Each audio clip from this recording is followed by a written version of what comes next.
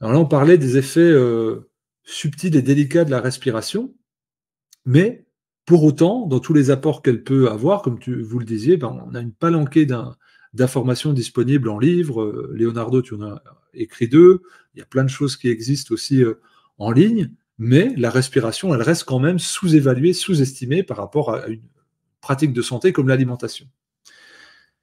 Alors on dirait, bah, bien sûr, oui, il y en a une qui est invisible et l'autre palpable, mais ça raconte aussi beaucoup de notre environnement et de notre monde. On a beaucoup tiré sur le versant asiatique où là, ben, il y a cet aspect matériel et immatériel qui est tout le temps en fusion et en diffusion. Pour toi, Leonardo, qui a commencé par des pratiques corporelles, je dirais biomécaniques très fortes, comme la gymnastique, où là, tu es à l'épreuve tout le temps au niveau des tendons, des ligaments, des tissus, de l'acide lactique qui va rester, des étirements que tu vas devoir faire pour continuer à fonctionner. Pourquoi, à ton avis, la respiration reste-t-elle sous-estimée par rapport à l'alimentation? Pour ma part, je pense que je n'ai pas eu, aucun contact au monde de la respiration pendant mes années de gymnaste, quand je m'entraînais beaucoup, pour le simple fait qu'elle est invisible et autonome et dans notre vision du monde, occidental moderne, tout ce qui est invisible, autonome, on s'en occupe pas, ça n'existe pas vraiment. Donc, ce qu'on voit, bah, il est réel et ce qu'on voit pas, ça n'existe pas. La respiration, on la voit pas vraiment. Donc on s'en occupe pas et quand on la voit, bah, elle est autonome, pourquoi, en fait, prendre du temps à faire quelque chose consciemment si c'est déjà fait inconsciemment? C'est un peu notre vision, hein, occidentale moderne de la chose, ce qui n'a pas du tout été, dans les passés ou dans d'autres, zones du monde, hein. Donc, moi, pour ma part, ça reflétait juste ma vision du monde. Bah, et je ne le vois pas, donc ça n'existait pas ou alors à peu d'importance. C'est une vision que j'avais qui était matérialiste. Et puis l'autre, c'était, bah, si c'est déjà fait, pourquoi je dois y revenir derrière? Donc, je n'ai jamais pensé à ma respiration, je l'ai pas faite et je faisais quelque chose de très physique. Voilà, très physique, concret. Quand quelqu'un un jour m'a dit: «Bah, tu fais des exercices de respiration», ma réponse c'est dit: «Bah, attends, qu'est-ce que tu veux que je fasse avec un exercice de respiration? Je m'entraîne tous les jours 3 4 heures, c'est très physique, c'est très concret. Là, tu me fais respirer 5 minutes», voilà. Je n'avais pas forcément compris que la respiration pouvait être, même si invisible et non concrète, extrêmement puissante par ses effets, des régulations, d'entraînement, d'hormèse, mais aussi des consciences. Donc c'est un travail aussi qui va au-delà de son corps. Je ne l'avais pas encore compris. Donc je n'avais pas des prises par rapport à ça. Voilà, je pensais que c'était quelque chose de léger, un peu, un peu trop doux pour un sportif et du coup, je ne les travaillais pas. Après, c'est vrai que ce qui m'a permis de me rendre compte de l'impact de la respiration, ça a été des pratiques, impactantes.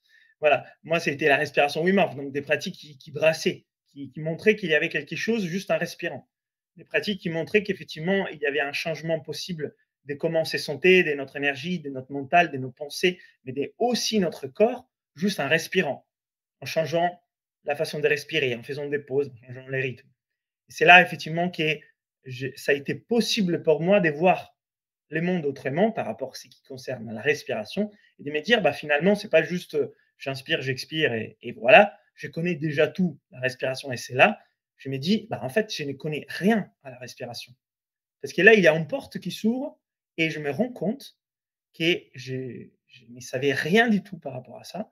Et juste, la première chose que je vois en ouvrant cette porte est énorme. Donc je me dis que peut-être ces mondes-là, je ne les connais pas du tout et ça peut être très grand. Effectivement, c'était le cas. C'est pour ça que je me suis après passionné à la respiration, que j'ai écrit des livres, j'ai créé l'Académie Inspire et j'ai travaillé beaucoup sur ça. Parce qu'au départ, non seulement je l'ai voilà, minimisé un peu dans son impact, mais aussi en même temps, ce qui est normal, j'ai respiré très mal. Je ne le savais pas. J'étais allergique, cette tendance asthmatique, tous ces problèmes des bronches. Donc j'étais vraiment, voilà, une personne qui non seulement pensait que la respiration n'était pas utile, mais en même temps, je ne savais même pas faire. Donc je partais de très loin. Quand ça m'a percuté, j'ai compris l'impact. Ça a été un des piliers des changements les plus forts pour moi, parce que c'était celui qui était le plus négligé. C'était celui pour lequel j'ai parté le plus loin. C'est là où il y avait les lois des Pareto. 20% d'efforts avec 80% des résultats. C'était les low-hanging fruits. C'était là avec peu de travail tous les jours, je voyais une grande évolution. C'était celui qui était totalement à la ramasse à moi. Alors, ça, c'était mon histoire personnelle. Après, si je regarde un petit peu aussi aujourd'hui les personnes que je suis, c'est pour la plupart des gens, c'est le cas. Parce que comme je vous disais, à la famille, à la maison, la famille ne nous apprend pas à respirer. À l'école, quand on est enfant, on ne l'apprend pas. À l'université, quand on est grand et adulte, on ne l'apprend pas. Et au travail, on ne l'apprend pas. Quand on fait du sport, on nous donne souvent des conseils un peu bateaux, hein, inspire par les nez, souffle par la bouche. Donc finalement, il y a peu de chances que nous avons vraiment une vision sur le monde de la respiration réelle. Et quand je dis réel, encore, moi, je ne pense pas d'avoir totalement. Parce que c'est ce que je vois moi. C'est encore une partie de ce qui est la respiration. Quand tu parles des Swamis en Inde, eux, ils ont toute une autre vision. Quand on parle dans les arts martiaux, avant, ils faisaient des combats, ils n'ouvraient pas la bouche, ils n'étaient jamais essoufflés. La respiration était un véhicule énergétique avant tout. Donc, ils se mettaient en apnée pendant des dizaines de minutes. C'est des choses que, voilà, moi, j'écoute, mais je ne comprends pas encore. Donc, il y a beaucoup à faire. Il y a beaucoup à faire dans ces sens. Prise de conscience de la réalité de quelque chose. Et puis aussi mise en application. Nous avons déjà un peu parlé de tout ça. Merci beaucoup, Léo. Je vais te donner la parole, Pierre, parce que toi, tu as fait beaucoup de transmissions. Enfin, tu continues toujours sur ta chaîne YouTube depuis plusieurs années et tu as commencé énormément avec l'alimentation, la physiologie digestive, donc quelque chose de très organique, tourné vers les conseils très pratico-pratiques pour aller vers quelque chose de très philosophique et très éthéré à travers, on va dire, l'exploration de sa conscience à travers, on va dire, le mouvement du sport qui est très physique, mais également de la respiration. Donc, tu as ces deux branches dans ton activité. Comment toi tu évaluerais cette différence qu'il y a de perception entre l'alimentation, qui est un exemple, vous aurez compris, et la respiration? Je pense que la perception, enfin cette différence de perception en tout cas, elle est induite par la relation très émotionnelle que l'on a avec la nourriture. Je pense. C'est-à-dire qu'on est câblé au niveau du système nerveux, au niveau du cerveau, au niveau de tout ce que l'on sait de la physiologie, pour ressentir des émotions très fortes quand on pense à l'alimentation, quand on pense la nourriture, quand on mange la nourriture, quand on se retrouve autour d'un repas, au niveau culturel aussi. Et tout ça fait que c'est d'autant plus difficile, on marche d'autant plus sur des œufs, sans jeu de mots, quand on parle d'alimentation. Là où, à la respiration, n'est attaché aucun, en tout cas en Occident, aucun dogme spirituel, une appréhension émotionnelle. C'est quelque chose de neutre, voire, comme tu disais Léo, de complètement oublié, quoi, on n'y pense pas, c'est là, bon. Et donc, il y a 2 choses qui, certes, sur le papier, se ressemblent, c'est-à-dire ces 2 pans de notre santé, personne ne peut le contester. Simple, c'est-à-dire c'est simple, quoi. Il n'y a rien de comment dire? De compliqué. Tout le monde mange, tout le monde respire. Puis, si vous voulez régimer l'alimentation, bon ben, c'est ce que je dis tout le temps, si ça sort pas de terre, ça tombe pas d'un arbre, ça vole pas, ça court pas, ça nage pas, tu ne manges pas. Voilà, si ça sort normalement, c'est très simple aussi. La respiration, bon, tout le monde respire, j'inspire, j'expire. Bon, après il y a les apnées, bon, OK. Donc c'est simple. Mais c'est pas parce que c'est simple que le chemin est pas infini. C'est comme la marche. Si tu dis à quelqu'un: «Tu marches?» Il dit: «Ouais, je marche». Peut-être que lui, il se dit, cette personne-là, certes, elle marche, mais elle fait pas comme moi des randonnées en forêt, où c'est des moments de ressourcement et d'exploration, en fait, de philosophie, où elle connecte des points conceptuels dans son esprit, et cetera. Elle fait pas de la marche, en fait, un outil infini de découverte du monde et de soi-même. Donc, c'est pas parce que l'outil est simple qu'il n'est pas infini, hein. L'outil, c'est des cadres, hein, les dogmes, c'est des cadres.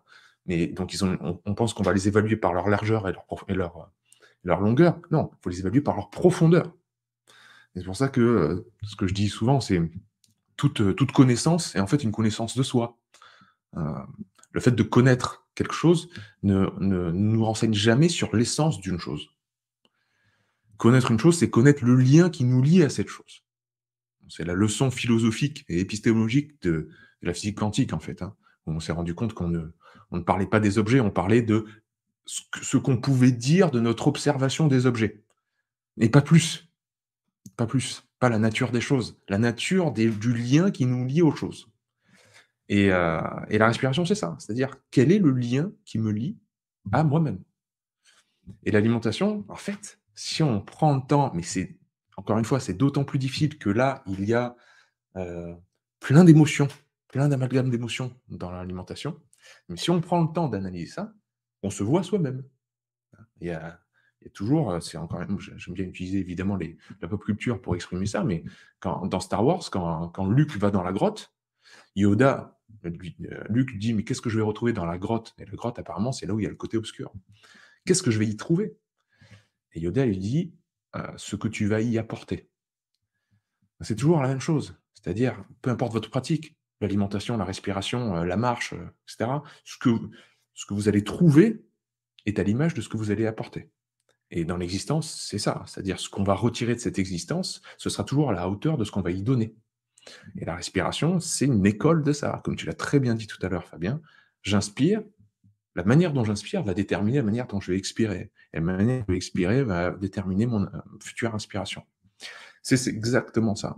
Donc, l'alimentation, on en fait tout un foin parce que les émotions sont là et donc ça part dans les tours tout de suite. J'ai raison, t'as tort, il faut manger ceci, il faut manger cela. Ou touche pas à mon assiette. Il faut absolument que j'ai mon verre de vin tous les midis. Il faut absolument. Donc, on voit bien que c'est très complexe. La respiration, par contre, c'est un domaine qui est neutre. Donc, allons-y pleine balle pour l'enseigner, faire comprendre les mécanismes, comme tu l'as très bien dit. C'est vrai que moi, j'ai toujours l'approche matérialiste, parce qu'on parle à des Français quand même. Bon, sauf notre cher Léo qui parle à des Italiens de temps en temps, mais on parle surtout des Occidentaux qui sont héritiers de la tradition grecque et Descartes, et donc réductionniste et matérialiste. Donc, on doit passer par quelque chose de matériel. Ok, ça fait ça au niveau des hormones, ça fait ça au niveau du diaphragme. Et petit à petit, on va pouvoir, une fois que les gens sont montés dans le train, parler d'un petit peu plus de philosophie, spiritualité, travail sur soi, etc. Et ce qui est bien avec la respiration, encore une fois, c'est que c'est neutre. Il n'y a pas trop d'émotions dedans. Donc on peut y aller pleine balle, quoi. Voilà, l'alimentation, bon, c'est sympa, mais au bout d'un moment, c'est que des guéguerres d'émotions, de croyances, eh ben, on voit bien qu'on tourne en rond. Donc c'est pour ça que j'ai tendance, moi, à le reléguer dans l'ordre, et que les premiers cours du centre de l'Hormèse, c'est les cours de respiration. C'est pas les cours de nutrition arrivent tard, très tard. Voilà. Alors, je vais rebondir sur le centre de l'Hormèse, parce que tu me demandes d'y intervenir, Pierre, mais pour parler de non-alimentation, de vide dans l'estomac, c'est-à-dire de jeûne, de privation. Donc, cet espace que l'on va créer d'abandon et de peur, parce que, bien sûr, on se nourrit cellulairement, physiologiquement, mais on se rend compte que l'alimentation, elle n'a plus du tout cet objet aujourd'hui. C'est un objet, comme tu l'as dit, émotionnel. Je vais manger pour m'anesthésier, je vais manger pour compenser, je vais manger par réflexe, je vais manger par conditionnement culturel, familial ou bactérien. Si je suis bourré de candida albicans, je ne vais pas choisir de manger du sucre, je vais téléguider et je n'aurai plus ce qu'on essaie de ramener, de développer, d'instinct alimentaire. Comme tu as dit, ça devrait être très simple l'alimentation. Mais en fait, vous avez, souvent les gens viennent me demander, alors qu'est-ce que je devrais manger? Je leur montre la bibliothèque de bouquins sur la nutrition que j'ai derrière, je dis, je sais pas, c'est plouf plouf, au hasard, cétogène, carnivore, high carb, low carb, intermittent le matin, intermittent le soir, je sais pas. Et donc là, ils sont dépourvus, ils disent, bah oui, qu'est-ce que ça vient faire résonner en toi? Puis en fait, plutôt que de mettre des aliments, on va enlever déjà les conditionnements qui font que tu n'arrives pas à accéder à quelque chose qui est très simple, qui est un choix matérialiste, on va dire que superflu. Tu parlais d'Occident ou de France. nous nous posons des questions que la plupart de la planète n'a pas le luxe de pouvoir se poser. Et donc ça, c'est aussi quelque chose d'essentiel. Chacun sa réalité. Il n'y a pas besoin de culpabiliser pour ça. C'est une réalité, justement. Et je pense que la